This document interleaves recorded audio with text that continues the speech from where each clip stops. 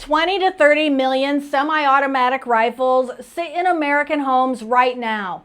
And 9 people in Washington just agreed to decide, in one final ruling, whether you get to keep yours. Not a temporary order you can wait out.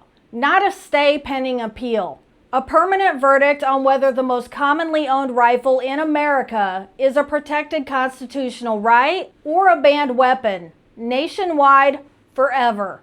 On June 30th, the Supreme Court agreed to answer that exact question. And the lower court ruling already sitting on the books? Well, it compared your rifle to a machine gun built for war. Stick around, because the next few minutes explain exactly how we got here and why the clock just started ticking on all of it. Let's make this personal, because it already is. Your freedom is on the table first. If a city can ban the single most popular rifle platform in the country by renaming it an assault weapon, then no right in the Bill of Rights is actually safe from a label. Today, it's your rifle. Tomorrow, it's whatever they decide to rename next. And that pattern doesn't stop with guns once it works one time. Your daily life is on the table too. For a lot of you, that rifle isn't a hobby. It's home defense when you're 20 minutes from the nearest deputy. I've spent enough time in an ER to know that help doesn't always show up fast enough.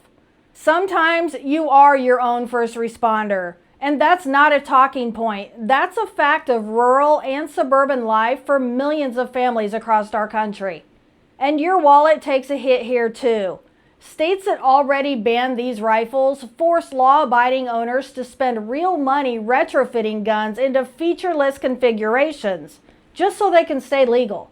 That's a compliance tax on a right you already had, paid out of pocket year after year. Before you assume this is a your side versus their side story, hang tight.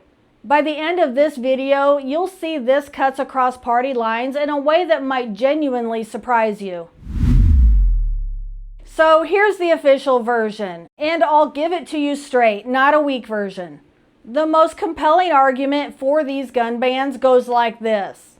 Gun control groups like Everytown argue AR-15 style rifles are the weapon of choice in mass shootings, and that a weapon rarely used in documented close quarter self-defense doesn't need the same protections as a handgun. To be fair, that logic isn't crazy on its face.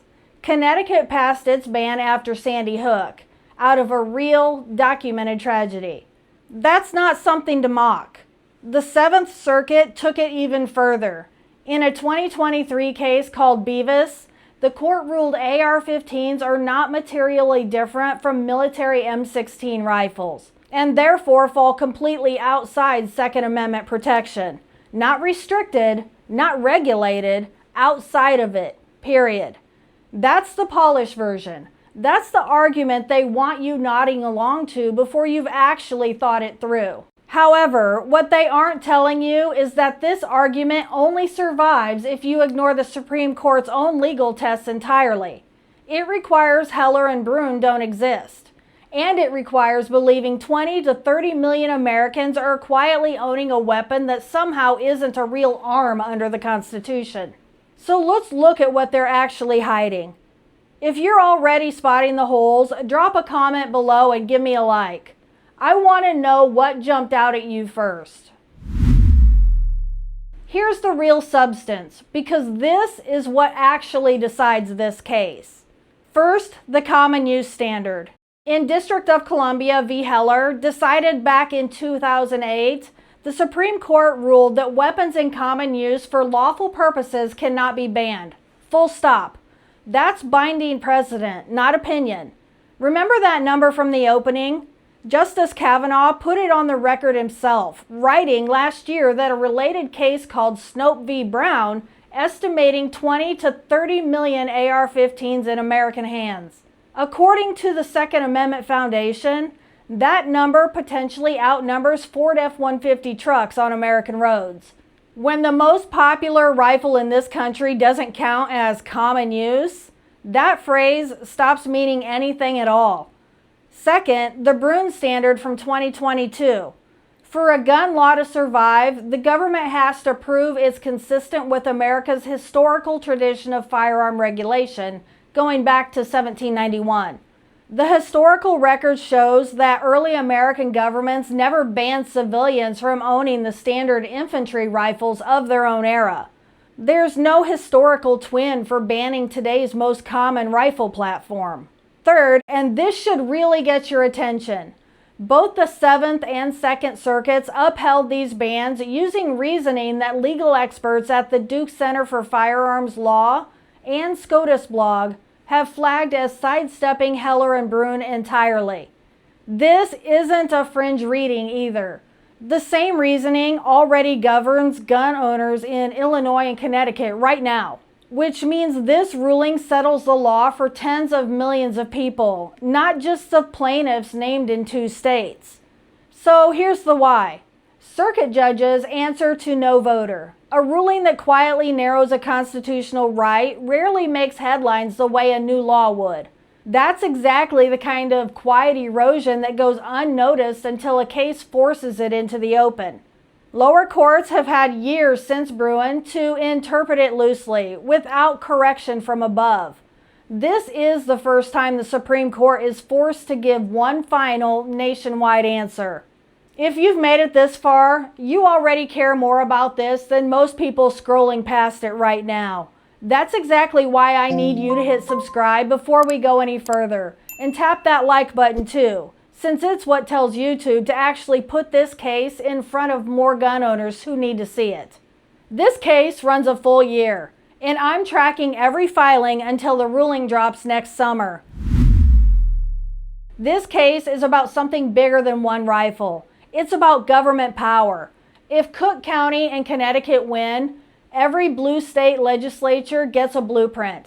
Ban something by name, ban it by feature list, then argue in court it was never really a protected arm to begin with. That's not gun control, folks. That's a workaround for the Constitution itself. It's about your individual rights specifically. The right on trial here is self-defense. Your ability to protect your own life and your family without asking a city council for permission first. It's about free markets too. When a state forces manufacturers to strip features off rifles just to sell them legally, that's the government picking winners and losers in a lawful industry. It's regulation quietly doing the job an outright ban isn't legally allowed to do. And here's the part I promised you earlier. This isn't a bash one side video. Just weeks ago, in a case called U.S. v. Higgins, the Trump administration's own Justice Department argued to uphold a federal gun restriction, and the Supreme Court unanimously struck it down anyway. Government overreach doesn't check party registration. Neither do we. That's what nonpartisan actually looks like. Not neutrality, but consistency, no matter who's holding the pen. So what happens next? Let's use some if-then logic, not speculation.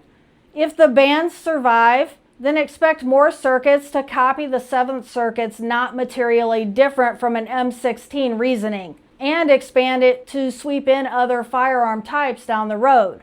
If that happens, then watch the next domino fall on ammunition magazines. Cases like Duncan v. Bonta, challenging magazine capacity limits, are already being held specifically to trail behind this rifle decision. Several states are already quietly drafting new restrictions written to lean on whatever precedent this case sets, win or lose. The timeline matters here too. Oral arguments happen this fall. A final ruling likely won't land until June or July of next year. This is a slow burn, not an oversight collapse, but it's riding real momentum. 2 major Second Amendment wins already landed within the last few weeks. Higgins in June and Wolford v. Lopez just days later, striking down Hawaii's carry restrictions. The stakes are real here, and so is the clock ticking behind them. Here's what you actually do while this plays out over the next year. Don't wait for a headline to drop and scramble afterward. The Second Amendment Foundation is directly litigating this case right now. Follow their filings, not the panic cycle you see on social media. And here, I'm doing something specific for this one. The moment the court sets an oral argument date, I'm posting it. No delay, no fluff.